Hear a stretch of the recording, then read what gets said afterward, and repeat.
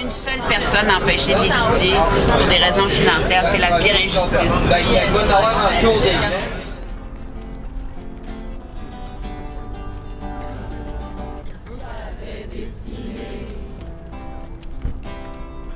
Sur le sable, cet idéal qui me souriait, puis il a plu. Sur cette plage, dans cet orage, il a disparu. Et j'ai crié, à la grève pour qu'il revienne. Et j'ai pleuré. Dans son dernier budget, la ministre de l'Éducation, Lynn Beauchamp, a annoncé une hausse des droits de scolarité. Cette hausse de 1 625 $ étalée sur 5 ans cause depuis une controverse incroyable. Des mouvements étudiants sans précédent ont vu le jour afin de défendre l'accès à l'éducation et l'égalité sociale entre les Québécois. Je ne vous le cacherai pas, j'arbore moi-même le carré rouge depuis maintenant 9 semaines et je crois avec ferveur que cette lutte est noble et juste. Les étudiants réclament le gel des frais de scolarité, dans une perspective de gratuité scolaire pour le Québec. Ils sont articulés et rigoureux, ils savent ce qu'ils veulent et sont conscients des sacrifices à faire pour l'obtenir. Je crois en fait la hausse des frais de scolarité atteint directement l'accessibilité aux études. On a beau dire qu'on augmente les prêts et bourses de quelque façon que ce soit, je pense que la hausse des frais globalement ça a un effet quand même direct en ce sens que c'est dissuasif pour la masse étudiante qui arrive directement à l'université. D'autant plus que, je crois que j'ai vu dans les sondages, j'avais à peu près 40 ou 50% de la masse étudiante présentement ou dans les prochaines années qui allait être à l'université dont les parents n'y étaient pas allés encore. Ce qui fait que cette masse étudiante-là ne serait pas nécessairement portée par ce côté-là famille qui les pousserait à aller à l'université. Puisqu'à la base, si on augmente les frais de scolarité, c'est juste un réflexe de plus qui va s'installer et qui va les diriger peut-être vers des secteurs plus techniques au cégep. Est-ce au niveau social, au niveau juste de la défense de la démocratie comme telle? Moi, je considère que l'éducation est un des droits fondamentaux qu'un citoyen dans une démocratie fonctionnelle devrait avoir. Autant au même niveau que d'avoir une bonne information, d'avoir une tribune publique, l'éducation, tous les individus dans une société ont avantage à avoir le meilleur taux d'éducation possible, le meilleur niveau d'éducation possible pour avoir un niveau critique, former son propre jugement, analyser l'information qui est donnée par le gouvernement, puis ce qui se passe en général dans son monde, dans sa société, pour justement après voter en conséquence pour que la société puisse avancer pour le meilleur bénéfice de sa collectivité. Ils nous disent depuis notre enfance qu'il faut qu'on aille à l'université. Et ils nous disent, les économistes, que si tu vas à l'université et tu fais plus d'argent, c'est meilleur pour la société. Mais ils veulent quand même te forcer des gens à pas être capables d'y aller en montant les frais. Ça, c'est une question d'égalité. Je pense que c'est une question de droit, c'est pas un privilège. Il y a quelque chose qui reste à voir. La gratuité, c'est un placement. Pour un État, c'est dérisoire. Bloque la hausse. Charest bloque la hausse. Bloque la hausse, bloque la hausse. Charest bloque la hausse, bloque la hausse, bloque la hausse. Charest bloque la hausse. Charest bloque la hausse. Charest bloque la hausse.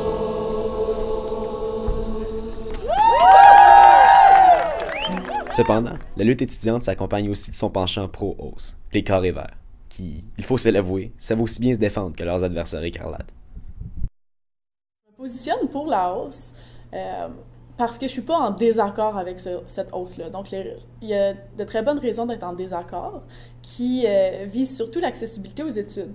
Puis, ce que je trouve, moi, suite à des calculs, c'est que cette hausse-là, en particulier, n'a pas un gros impact sur l'accessibilité aux études, mais qu'au contraire, elle pourrait servir à améliorer le système d'éducation et à assurer une meilleure qualité, à proposer un modèle plus viable pour l'avenir de l'éducation au Québec.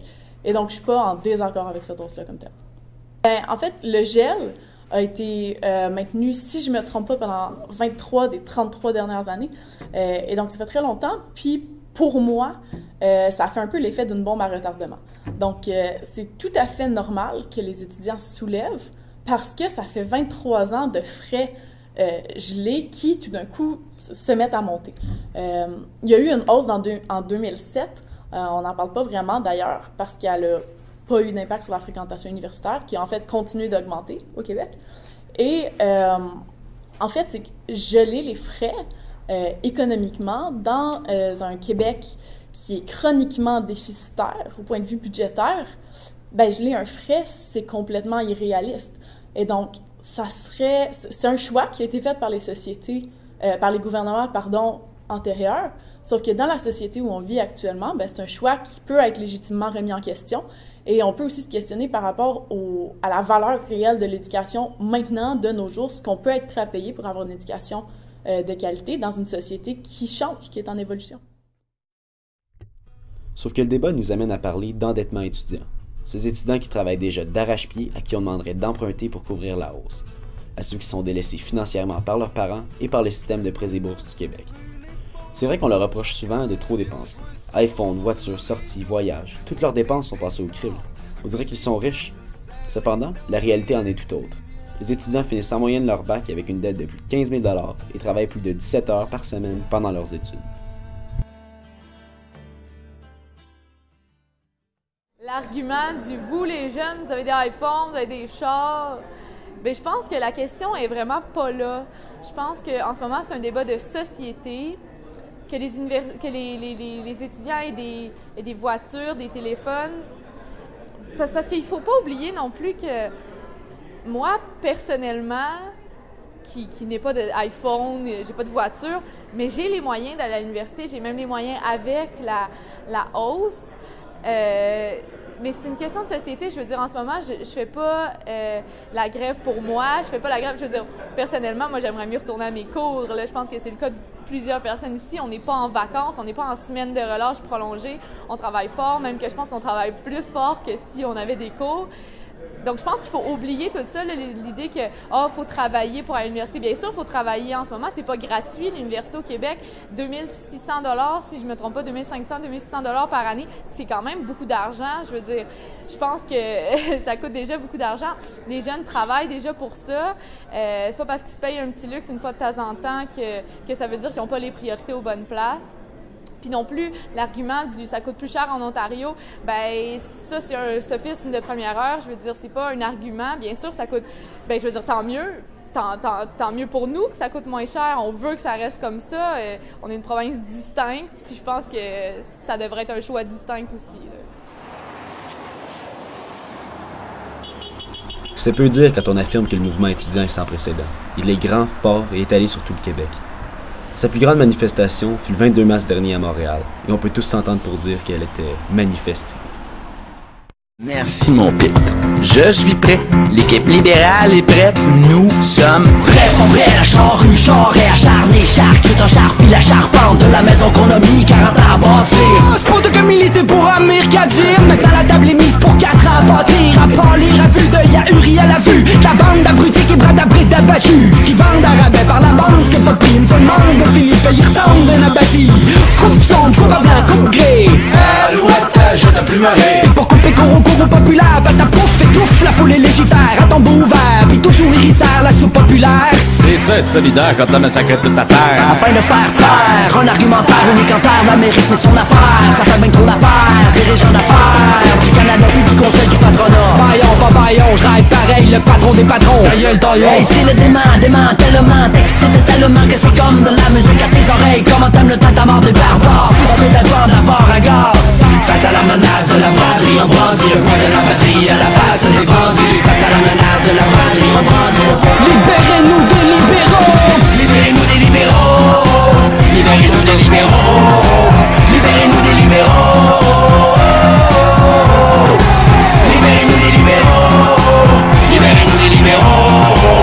Libérez-nous des libéraux.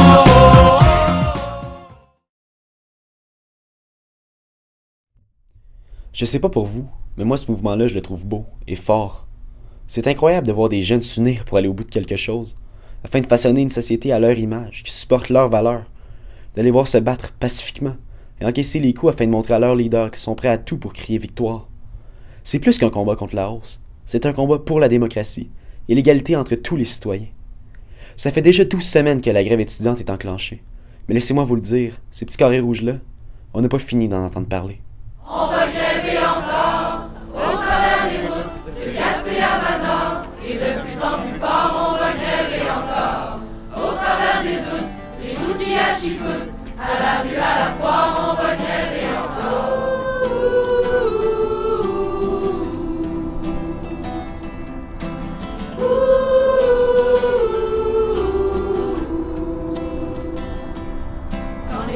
nous pâlir, on les aura vus grandir.